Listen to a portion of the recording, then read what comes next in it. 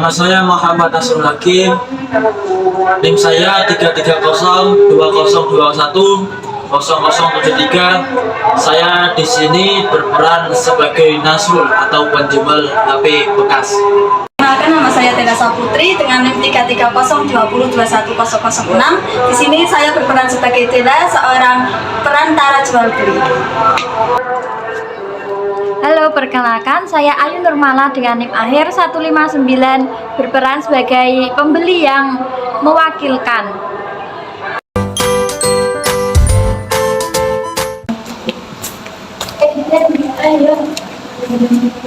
Aku enak jalan ke orang. Dia apa? Mungkin itu tapi saya naik. Tapi cerita aku kalau minta tolong kamu gak kenal aku untuk tolong kamu. Oh iya, aku udah kenalan kok, namanya Nasrul. Besok ikut tak jadi kenalannya iso. Oh iya, kok itu ya, jadi tak kenal. Oke, siap-siap. Iya, ini udah tak antarkan awakmu lewat aku kok gue. Jadi kamu. Oke, ya. Oke, siap. Bye. Hai Nasrul. Hai Cil. Alhamdulillah sehat. Ibu, kan kamu anak simak berapa setting ya? Awakmu boleh nonton sebentar kepada Jelas gue tapi ini rumah ini. Oh iya. Kira-kira anaknya sehat kan? Excited lagi versi lawas 1 jutaan paling 1.500.000 betul 1 juta ke atas.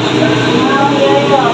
Ibu kok kalau tak kerja anak sih? Mana-mana mau itu saya sekarang 1 juta kurang 1 juta 400. Kenapa kau sih? Barangnya lewat aku ya. Oke. Nah, dapat diambil kesimpulan dari video tersebut bahwa akad tersebut menggunakan akad wakalah. Akad wakalah merupakan suatu akad penyerahan kekuasaan dari seseorang kepada orang lain sebagai penggantinya dalam bertindak. Untuk penjelasan lebih lanjutnya akan diterangkan di video selanjutnya. Bye, terima kasih. Akad wakalah adalah akad pemberian kekuasaan oleh seseorang kepada orang lain untuk melakukan sesuatu yang bersyarat hukum. Sedangkan pemberian kekuasaan itu sendiri bisa dengan menggunakan dan atau tanpa pemberian upah. Pemberian upah pada akad wakalah inilah yang dinamakan sebagai wakalah bil ujroh. Sehingga penelitian ini bertujuan untuk menganalisis dan mengetahui dari sudut pandang kaidah fikih ekonomi terkait akad wakalah bil ujroh yang terdapat dalam jual beli HP second. Dalam analisis praktik transaksi jual beli ini telah sesuai syarat rukun yang ditetapkan berdasarkan akad wakalah bil ujroh. Kaidah fikih yang terdapat di dalamnya antara lain sebagai berikut.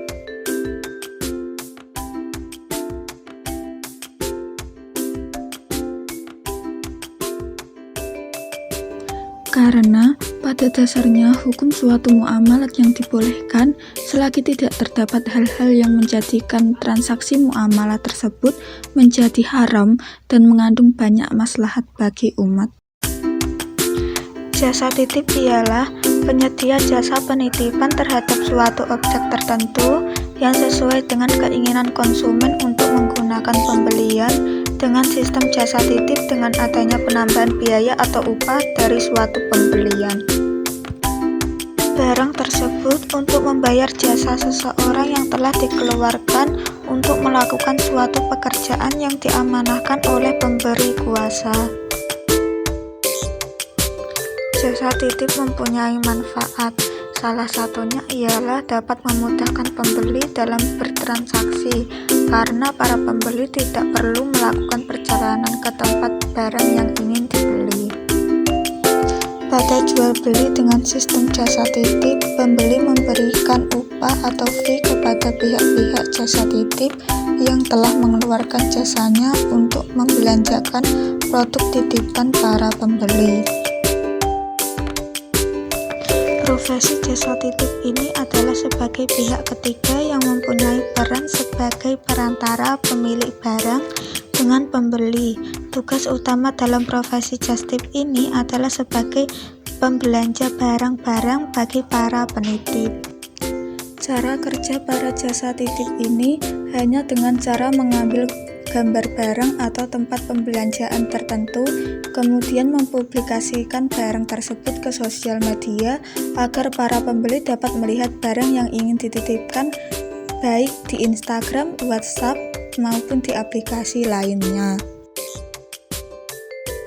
Kegiatan jasa titip atau just tip memiliki kesamaan dengan akad wakalah bil ujroh, yaitu dengan mewakilkan untuk melakukan pekerjaan dengan mendapatkan upah atau imbalan. Wakalah dikenal dalam Islam yang berfungsi sebagai memberikan kemudahan kepada pihak-pihak yang ingin melakukan tugas namun tidak dapat melakukan tugas tersebut karena tidak dapat melakukan secara langsung untuk mengendalikan tugas tersebut. Secara yuridis, pihak jasa titip atau just tip mendapatkan payung hukum dalam Kitab Undang-Undang Hukum Perdata atau KUHP tentang perjanjian-perjanjian untuk melakukan pekerjaan yang terdapat dalam pasal 1601 yang berbunyi,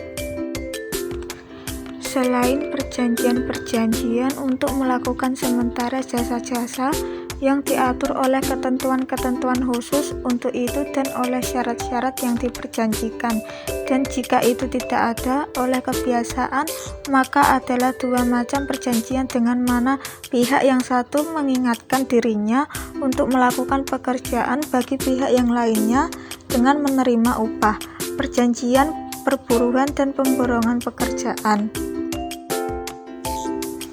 Sedangkan dalam perihal pemberian kuasa juga telah tertulis dalam KUH Perdata pasal 1792 yang berbunyi, pemberian kuasa adalah suatu perjanjian dengan mana seorang memberikan kekuasaan kepada seorang lain yang menerimanya untuk atas namanya menyelenggarakan suatu urusan.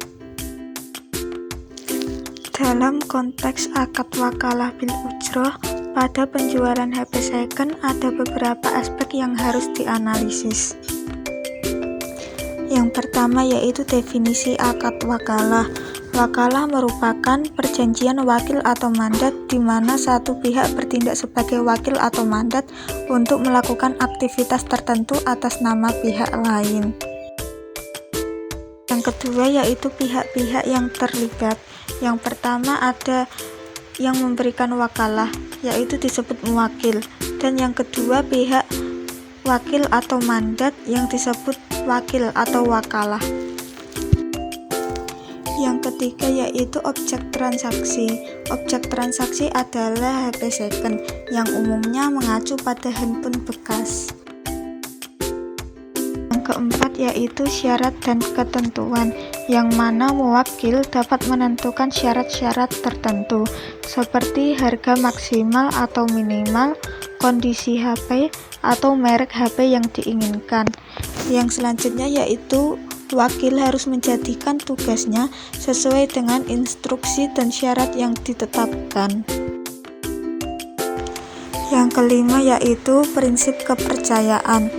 Akad wakalah didasarkan pada kepercayaan antara muwakil dan wakil. Wakil diharapkan menjadikan tugasnya dengan penuh amanah dan tidak melanggar syarat yang telah ditetapkan. Yang keenam yaitu prinsip syariah. Transaksi harus mematuhi prinsip syariah dalam Islam, seperti tidak melibatkan riba, gharar atau ketidakpastian, dan menghindari unsur-unsur yang diharamkan. Yang ketujuh yaitu prosedur pelaksanaan. Langkah-langkah praktis dalam menjalankan akad wakalah, termasuk penentuan harga, pemeriksaan kondisi HP, dan mekanisme pembayaran. Yang kedelapan yaitu pengelolaan resiko. Diperlukan manajemen resiko untuk mengatasi kemungkinan ketidakcocokan antara harapan muwakil dan hasil yang diberikan oleh wakil. Yang kesembilan yaitu pembagian keuntungan. Jika terdapat keuntungan dari penjualan HP, pembagian keuntungan perlu diatur sesuai dengan kesepakatan antara muwakil dan wakil. Yang ke-10 yaitu dokumentasi. Penting untuk mendokumentasikan semua syarat, ketentuan, dan kesepakatan dalam sebuah kontrak atau perjanjian sebagai bentuk perlindungan kedua belah pihak. ご覧いただきありがとうございます。